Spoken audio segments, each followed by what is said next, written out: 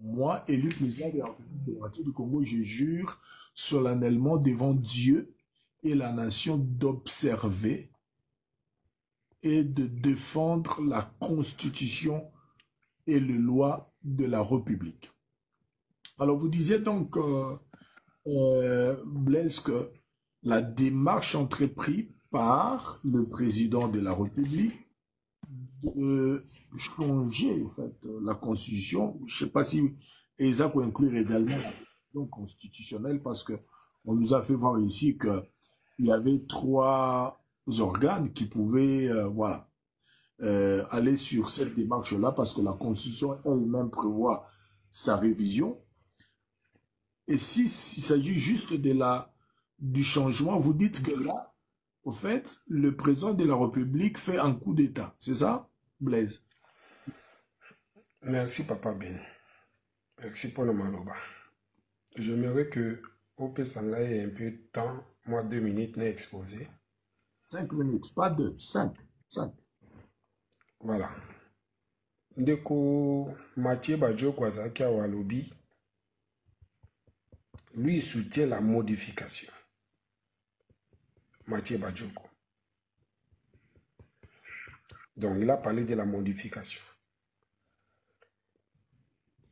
Par contre, UDPS, ils ont le changement. UDPS parle du changement. Quel est le temps à répondre à la question? Après Sabiso article où ils allaient déclarer clairement sur les changements de la Constitution. Un article qui parle clairement du changement. Ça, c'est la première préoccupation. Deuxième, hier, lorsque j'avais parlé sur l'article 58... Vous parlez d'un article de la Constitution qui parle du changement. Okay. Pas de la modification. Okay. Qui parle du changement. Parce que, quand on a IDPS, argument na bango ya changement zaka ke opposition ezate biso to ko sala ngo to ko lekisa ngo nanko hein boko lekiselo ko nanko hein boko lekiselo ko sur base ya soubasima moko boye o epesi bino pouvoir wana. Mais lorsque vous dites devant biso tous en opposition te bato ba ofrene biso bazate barrière ezate, c'est-à-dire vous êtes des dictateurs, vous voulez imposer une chose. Ça, c'est déjà la violation de la Constitution. Lorsque vous violez, vous imposez l'oko dans la carte à mauvais côté. Parce que opposition est athée. On appelle ça quoi? Et deuxième question, j'aimerais que quelqu'un a précisé Ngaï. Entre Constitution et Zaï, où ils ont élaboré par les Zaïrois, où Papa Etienne Tshisekedi a participé à la Constitution où il y a l'élo, où il y a changé, où il y a malamu où wapi. Parce que na koyoka bango ezali que Constitution l'élo et salama na mindele na bapaya. Mais Constitution Zaï et salama ka na ba Zaïrois.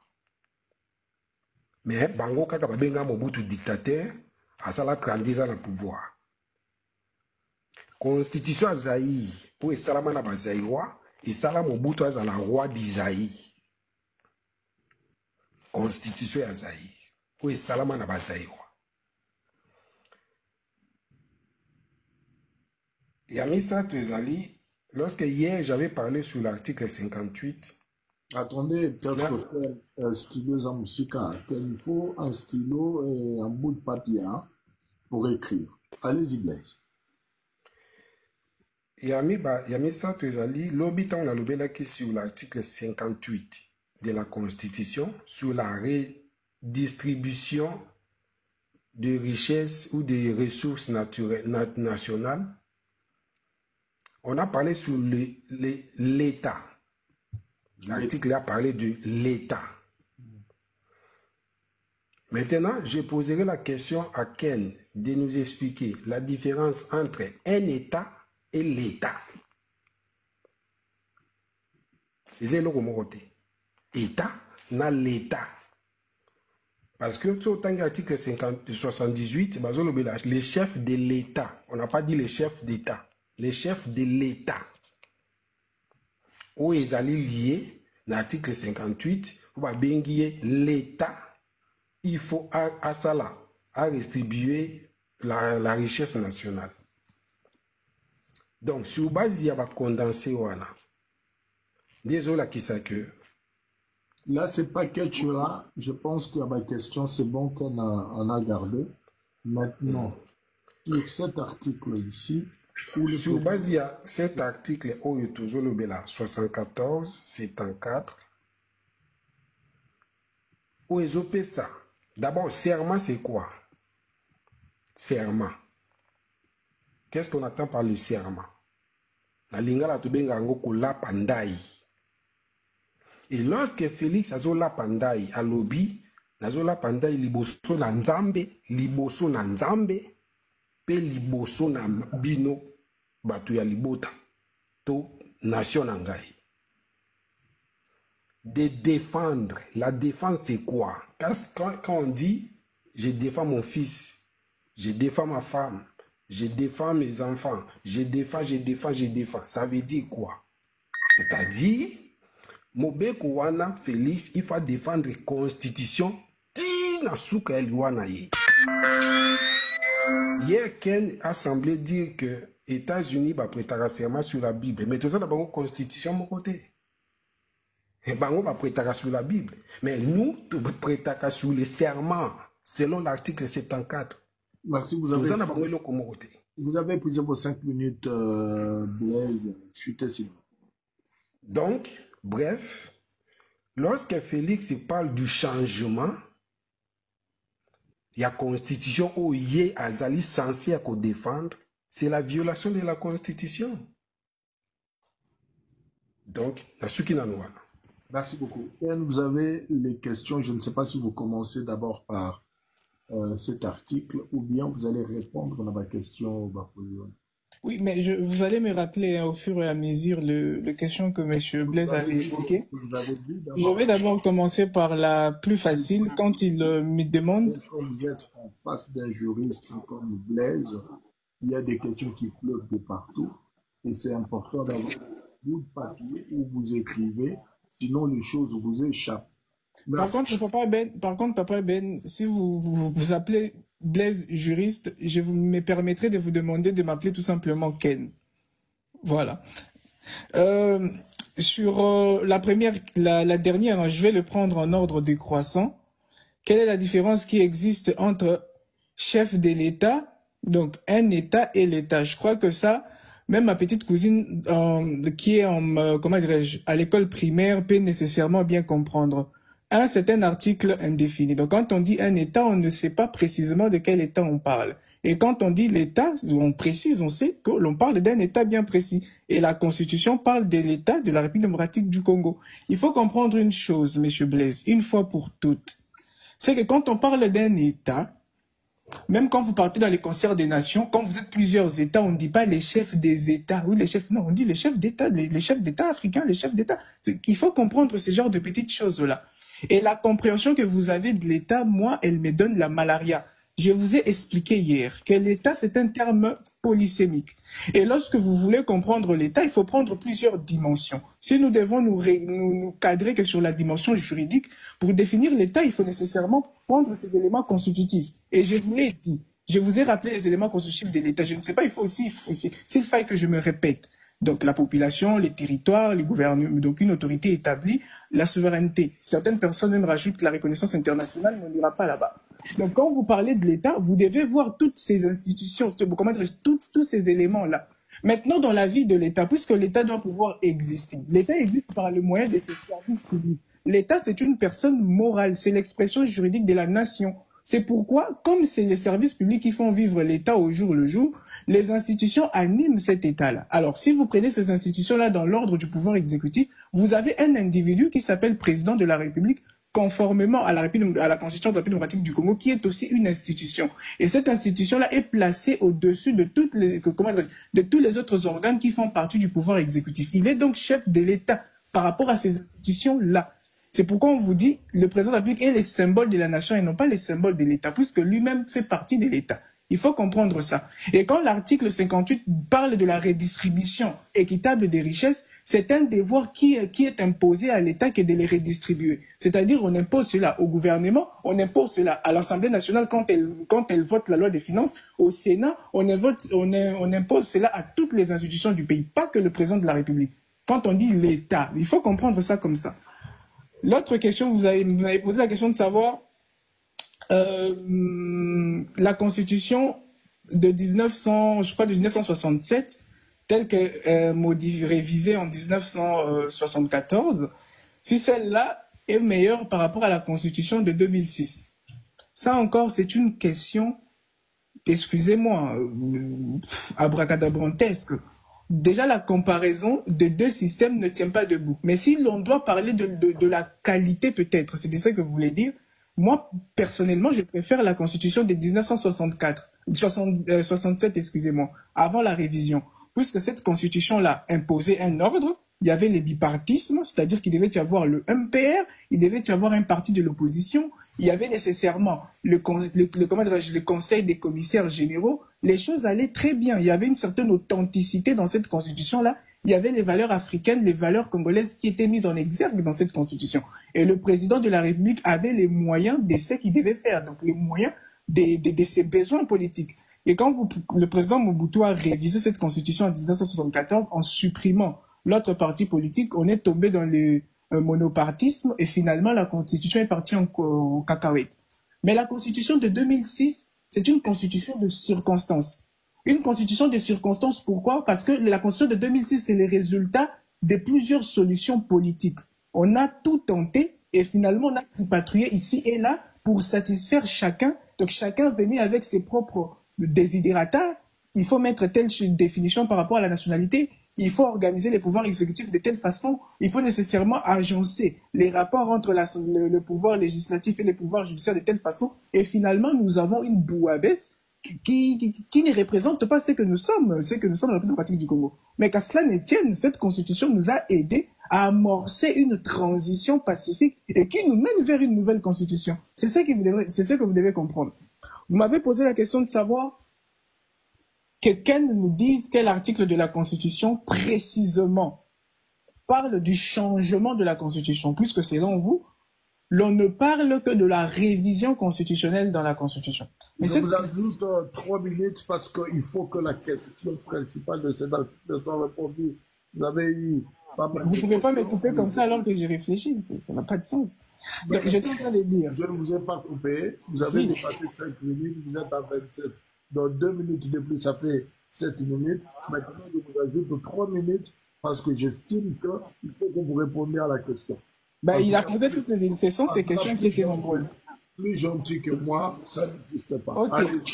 Ok, il a posé la question de savoir pourquoi les changements, que je lui donne un article de manière précise de la Constitution qui parle du changement de la Constitution. Avez-vous déjà vu un être humain qui marche avec sa date de mort sur le front? Vous l'avez déjà vu, vous?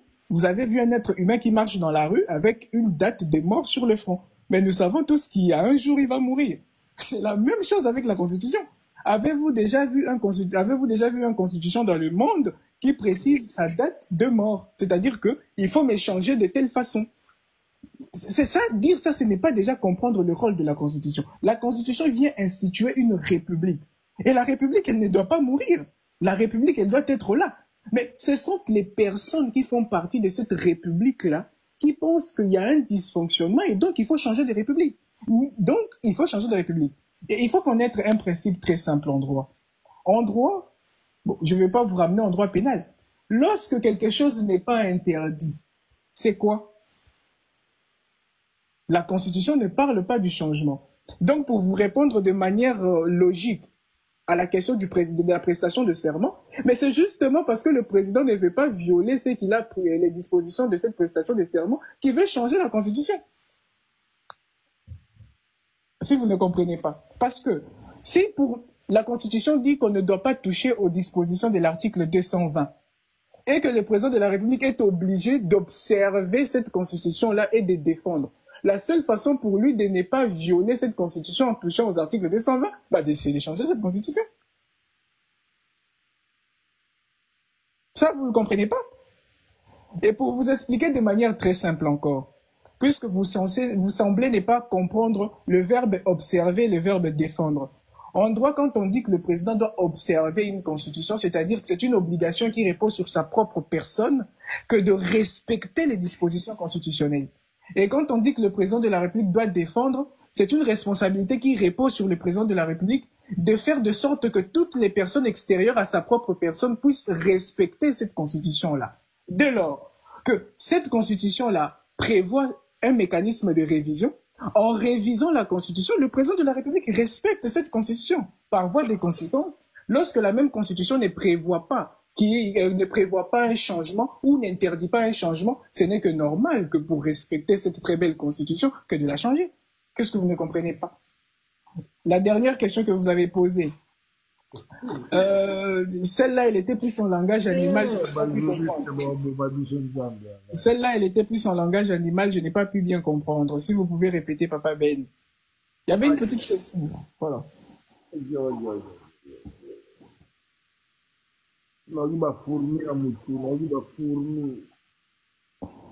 Il avait posé une dernière question, si vous pouvez me rappeler, s'il vous plaît. Non, je pense que c'est toutes les questions. Toutes les questions étaient épuisées, ok. Bonne soirée. Wow. Organe de la loi, bonsoir. Jean-Claude, bonsoir. Bonsoir, Papa Ben. Je peux répliquer. Papa Ben. Blaise, vous voulez répliquer, c'est vrai ça? Ben si.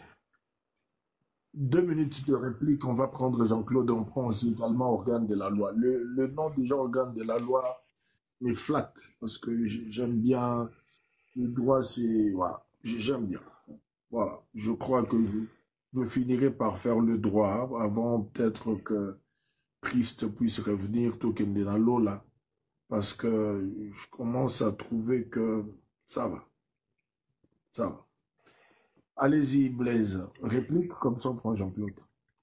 D'abord, on a précisé que Ken a raison, je ne suis pas juriste. Je ne le suis pas. Mais les bons sens exigent que Moutounion soit un assez à Mokili, Ayeba, Mibeko. L'avantage de tout ça, c'est que nous sommes des serviteurs de Dieu. Nous sommes déjà les juges. Parce que nous jugeons des affaires spirituelles. Oyo, ezo sa vie dans tout. Si les spirituels eza kukufa, nzoto et kokota lilita. Donc c'est les spirituels qui conduit la chair. Lorsque quelqu'un a parlé sur l'État et État, j'ai dit en un mot, l'État c'est les gestionnaires, État, c'est les territoires. Je parle en un mot. Je ne vais pas aller dans les explications où peut-être Moutou à comprendre. L'État, ce sont des gestionnaires. Où il y a une définition, une autorité. Mais Ken devrait être là pour apprendre. Ken, revenez là, parce qu'apparemment il a reçu un appel. Il devrait être là pour apprendre. Il y a un chef de l'État. C'est les gestionnaires de l'État. Ils gèrent l'État.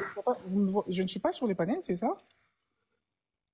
Oui, sur le panel, ça paraît comme si vous avez reçu un appel. Je ne sais pas. Ah. Moi, si vous êtes là... C'est sûrement parce que vous ne dites rien d'intéressant, c'est ça? Non. Je me soucie un peu de vous parce que le cours qui est donné là, vous risquez de manquer. Donc, voilà. Allez-y, Blaise. Donc, bref, je disais, l'État, c'est un gestionnaire. État, en un mot, c'est un territoire. Donc, les gestionnaires, au Babengaka, chef de l'État, c'est lui qui avait une vision.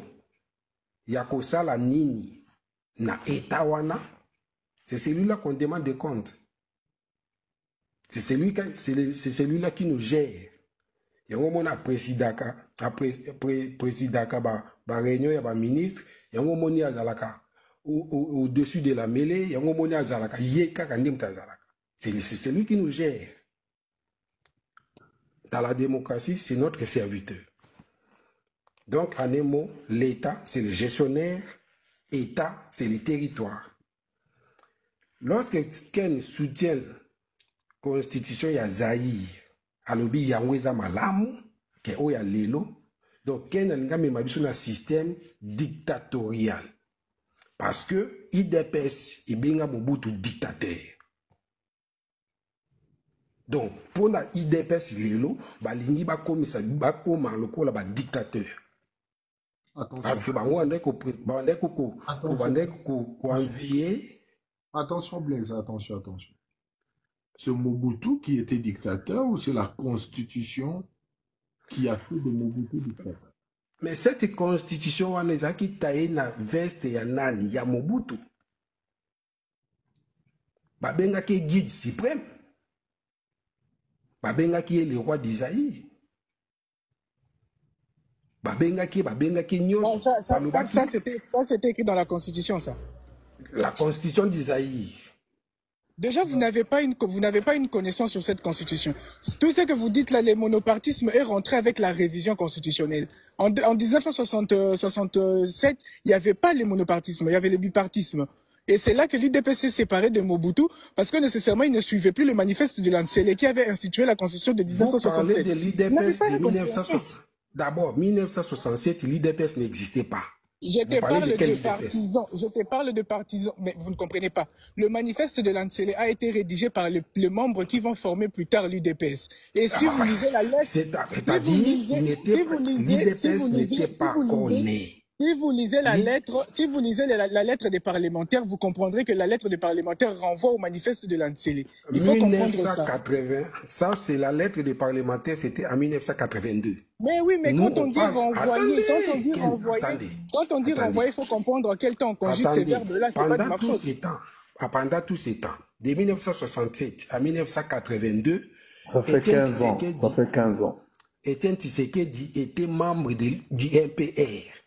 De 1967 à 1982, Étienne Tshisekedi membre de l'IDPS. Donc ne parlez pas que Batelemela Mobutu Yango manifeste en Sélé. Et ça n'a pas eu Étienne Tshisekedi wa Mulumba. Donc il faut pas qu'on attendez. Il faut pas qu'on trompe les gens. Attendez. Premièrement, excusez-moi du terme, mais vous avez l'inculture sur la question de l'histoire du Congo. Vous oubliez que lorsque le président Mobutu, non, c'est pas une insulte, c'est juste une affirmation qui semble être réelle par rapport à ce que nous entendons. On est parti à 80 000 pieds là. Ok. Excusez-moi parce que je pars à l'aéroport là-bas. J'étais en train de dire. Ok. Il oublie que même avant, quand le président Mobutu a fait son premier coup d'État, Étienne Tshisekedi occupait quel poste? Et lorsque le président Mobutu devient président de la République avec la nouvelle constitution, qu'est-ce qui s'est passé? Le manifeste de Lansele, c'était en quelle année? Monsieur Blaise, c'était en quelle année? Manifeste de Lansele, c'était en 1971-72. Voilà. Maintenant, il dit en plus, c'est quoi? 71. Ok. Voilà. Maintenant, la constitution de 1967, tu peux me citer les rédacteurs? J'ai dit, bref, que... Mais non, pas bref, mais attendez, je t'ai dit non. Je te donne la réponse. Non, 1967, attendez, je te donne la réponse. 1967, de 1967 à 1982, Étienne Tshisekedi était proche de Mobutu.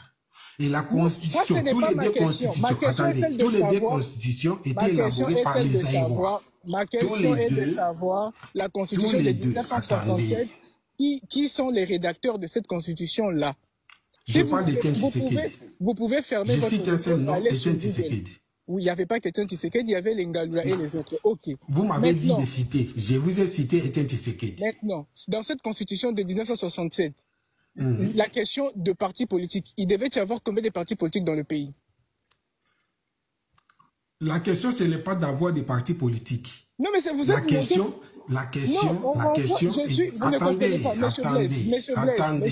attendez. Quand vous dites que le président Mobutu était dictateur, quand vous dites que M. Mobutu était dictateur, ne tombez pas dans la propagande de l'UDPS de l'époque. Moi, je ne suis pas un membre de l'UDPS. Quand vous dites que le président Mobutu était dictateur, il faut le prouver par la Constitution. Et pour prouver par la Constitution, il faut nous démontrer qu'il détenait tous les pouvoirs. Il n'y avait pas d'autres partis politiques. Maintenant, moi, je vous pose la question de savoir. En 1967, la Constitution prévoyait combien de partis politiques dans le pays? C'est simple comme question. D'abord, cette Constitution a été faite après le coup d'État. Ça, ce n'est pas mon problème. Attendez. Cette Constitution de 1967 a été faite par un coup d'État de 1965 que Mobutu et Étienne Tshisekedi ont opéré. Ça encore, ce n'est pas mon problème. Mon problème est celui de savoir la Constitution prévoyait quoi pour que vous affirmiez que le président Mobutu était dictateur à cette époque-là. La Constitution prévoyait le multipartisme. Ce n'était pas le multipartisme, c'était le bipartisme déjà. Donc, non. C'était le bipartisme. C'était quel article alors qui prévoyait le multipartisme, M. Blaise? C'était quel article de la Constitution? Nous ne sommes pas. Ma question ne reposait pas. C'est dommage. Ma question ne se reposait pas sur. C'est dommage de raconter des balivernes. Ma question ne se reposait pas sur de quel article d'Isaïe ou de quoi là. Ma question était sur base. La Constitution. Je me permets de vous couper la parole parce que vous m'avez cité nommément. Et vous avez dit que Ken soutient la constitution de la dictature du président Mobutu. Peut-être parce que vous ne m'avez pas entendu quand j'étais en train de parler, vous étiez en train de faire du kafumbe yanga yanga. Je disais ceci, que je suis pour la constitution du président Mobutu de 1967, puisque celle-là prévoyait nécessairement qu'il y ait le bipartisme, prévoyait la question de l'authenticité et d'autres réformes qui rentraient dans le cadre de la culture africaine. Mais dès lors qu'il a révisé... L'authenticité,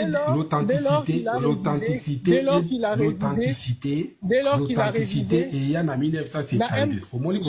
Je savais que tu allais dire ça, mais c'est que tu ne comprends pas. Et quand on parle de la question de l'authenticité, ce n'est pas seulement ne pas porter la cravate, ce n'est pas seulement ne pas porter de veste. Quand on parle de l'authenticité, vous trouvez par exemple dans la Constitution de 1967 le bipartisme. Ça ne se trouvait nulle part ailleurs en Afrique. Ce n'était pas ça, Kolata Veste, ce n'était pas ça. L'authenticité ne symbolisait pas Kolata Veste. L'authenticité, moi je te parle du mot. Moi je te parle du mot, messieurs. Je ne te parle du mot. Je ne te parle pas du sens politique du mot qu'a eu ce mot-là après le manifeste de l'Antsele. Il faut comprendre les choses. Aujourd'hui, si je dis que je suis un homme, écoutez, si je dis que je suis un homme... Pendant que tu parlais, moi je me suis tu m'as cité nommément, moi je ne vous ai pas cité. Je termine, vous continuez. Du fait d'avoir été cité, ne te donne pas l'autorisation de me couper la parole. Vous me donnez le droit de répondre. Mais attendez que je finisse d'abord.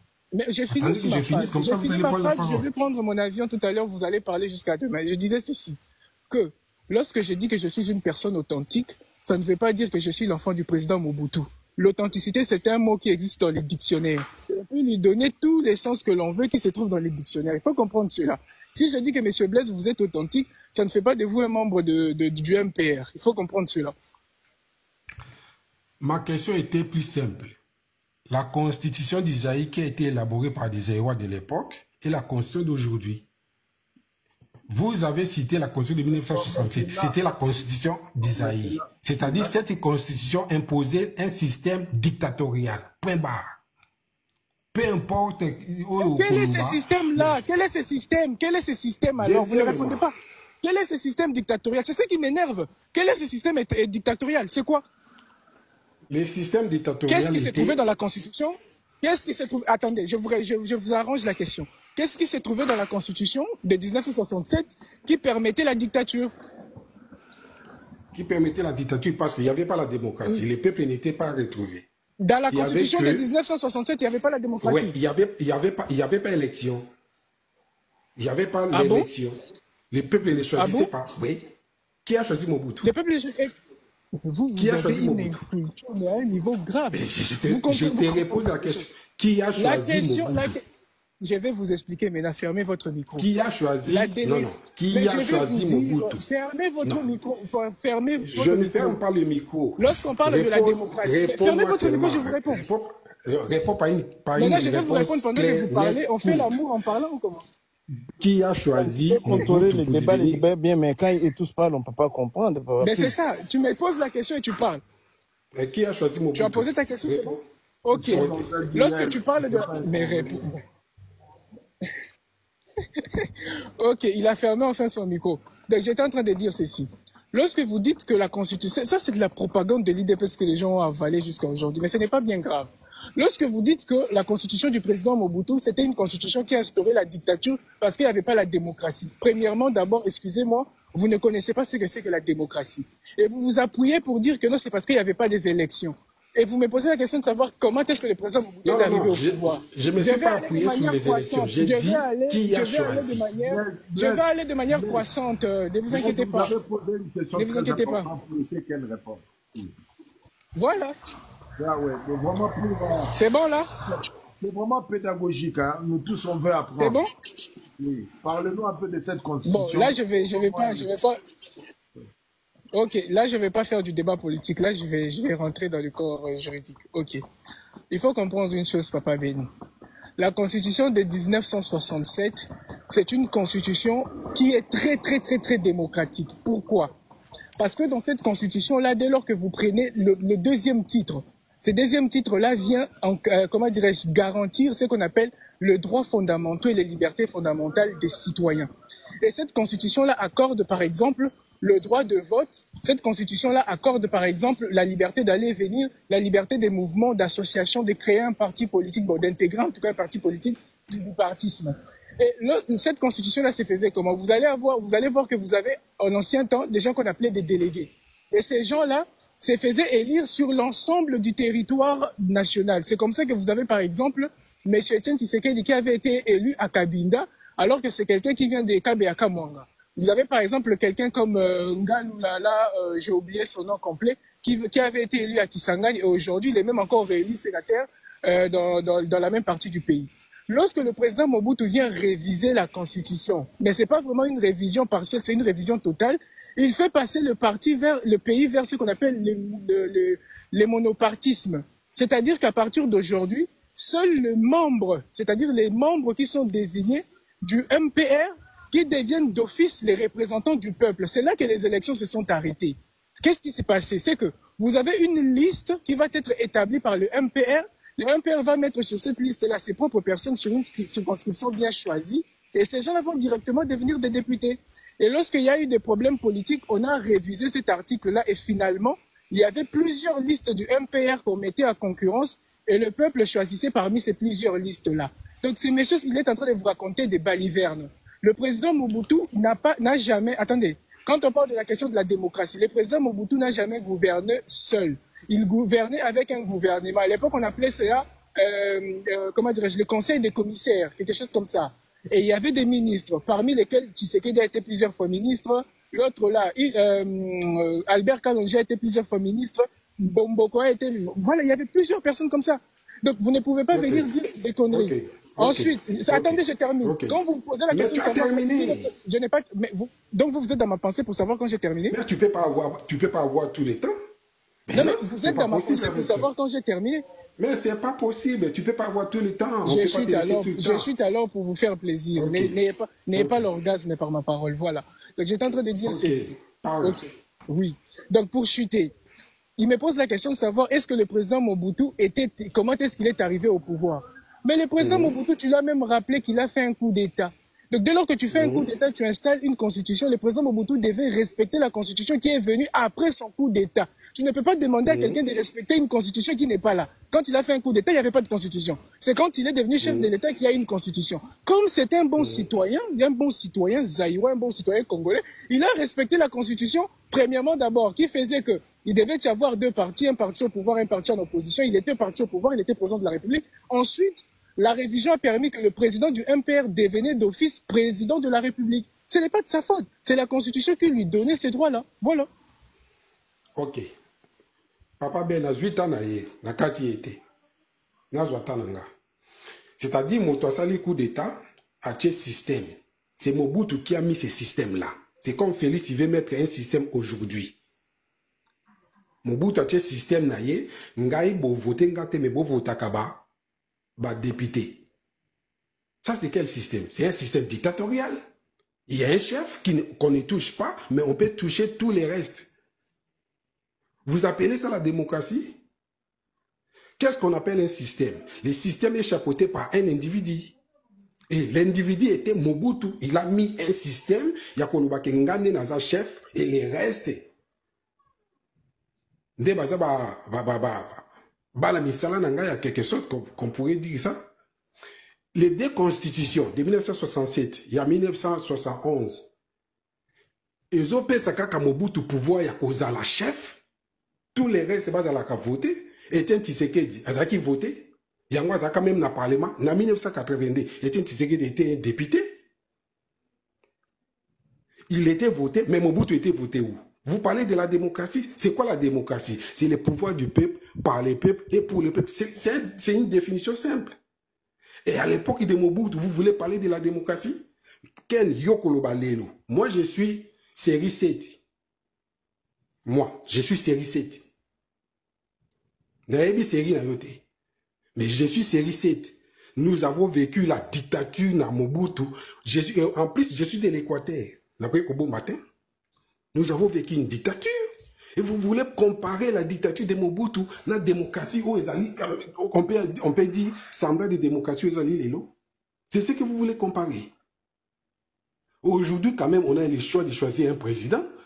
On a le choix de choisir les députés. Mais période de Mobutu, en 1985, il y avait une élection où il y avait un rouge. Vous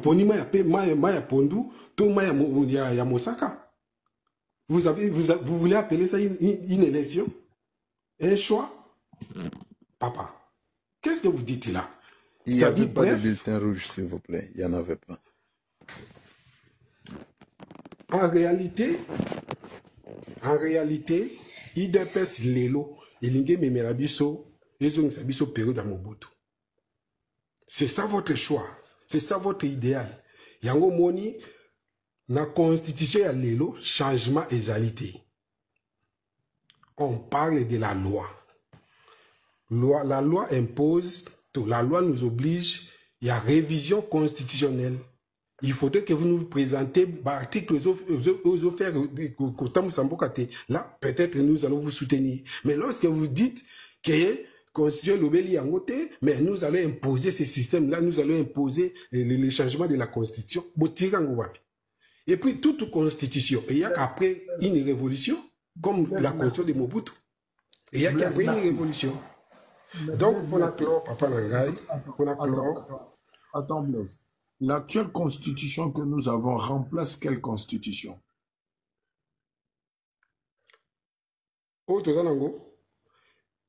Et remplacer constitution, il y a combien de constitution ou pas, il y a musée. Parce que musée, il y a 12 articles, il y a Komaka. Oui, il y a Congo, il y a 3 ans. Et de ces 12 articles-là, est-ce qu'il y avait un article qui parlait de son changement? Il n'y en avait pas. Alors, quand vous arrivez avec ces 12 articles remplacent la constitution de Mobutu, c'est ça? Oui. Et dans la constitution de Mobutu, là, est-ce qu'il y avait un article qui disait clairement le changement, qui parlait du changement? Non. Non. Est-ce qu'il y a une constitution dans le monde entier où il y a vraiment un article qui parle de son changement? Il n'y a pas dans le monde entier. Voilà pourquoi on a posé une question lobby. On change la constitution par un coup d'État. Point barre. Si vous faites un coup d'État, oui, vous changez la constitution. Ou s'il y a balkanisation dans les cas au Soudan, bon, ça la constitution, c'est-à-dire la personne votée par une constitution, normalement, en réalité, ne peut pas changer sa constitution parce qu'il tient sur son serment qu'il a prêté. Attendez, peut-on dire maintenant que si les 12 articles de musée ont remplacé la constitution de Mobutu, donc vous avez fait un coup d'État. Mais qui ignore que Mouzé n'avait pas fait un coup d'État? Okay. Alors maintenant, l'actuelle constitution qui remplace les 12 articles de Mouzé, dans cette constitution est issue d'un coup d'État. Mais si, qui n'ignore que Joseph Kabila, Kiria Batouabomaka Mouzé pour que Bango soit au pouvoir? Qui ignore ça? Alors maintenant, on s'organise quand pour avoir une constitution propre à nous, en lieu et place d'avoir un... C'est toujours après un coup d'État, Papa Langa, c'est toujours après un coup d'État. Le col en France, Charles de Gaulle a Bengali Baluma, c'est alors qu'il a yende a organisé la constitution française. Après avoir chassé les Allemands. Donc l'actuelle constitution... C'est toujours comme ça. De l'actuelle constitution est issue d'un coup d'État. Merci, merci. Mais est-ce que ces messieurs, c'est ce qu'on appelle un coup d'État?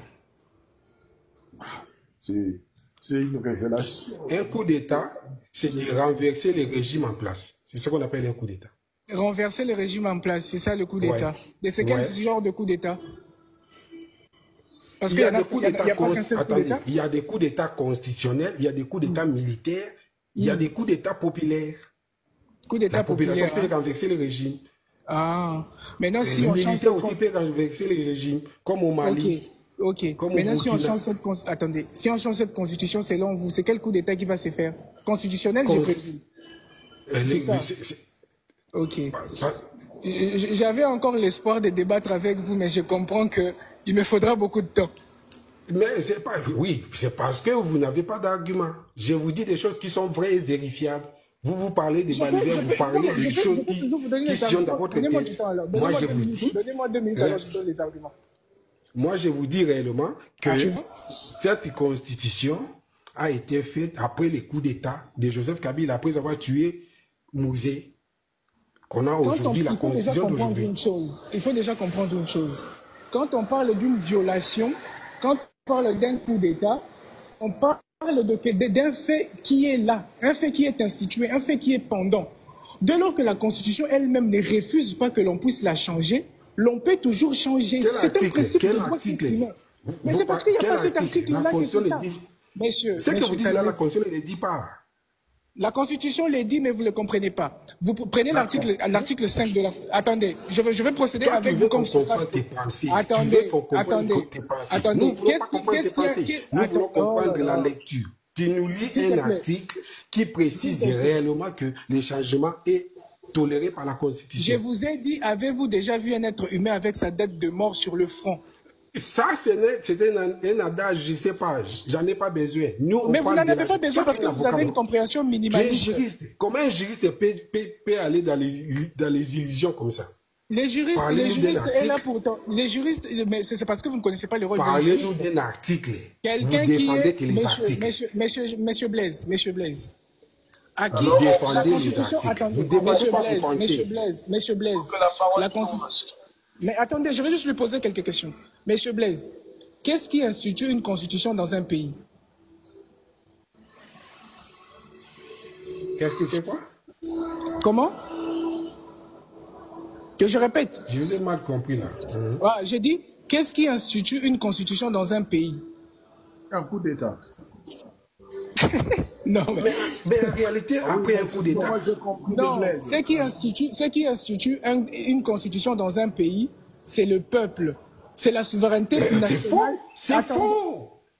Oh là là. C'est faux. Bon, c'est bon. C'est faux ce que vous dites là. La constitution de Mobutu n'était pas faite par le peuple. Quel peuple vous voulez parler?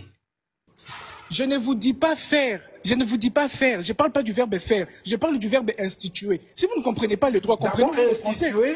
Attendez. On n'institue pas une constitution. Lis bien le verbe instituer là. Instituer, ça veut dire quoi?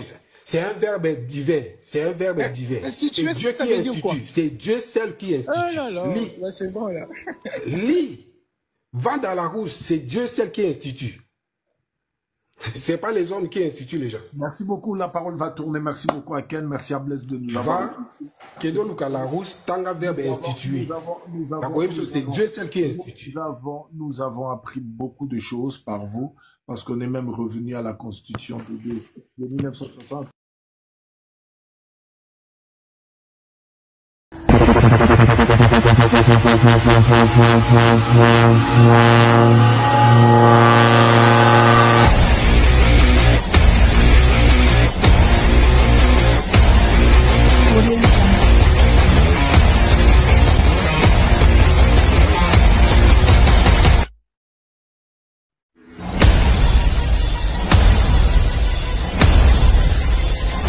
Audio Jungle.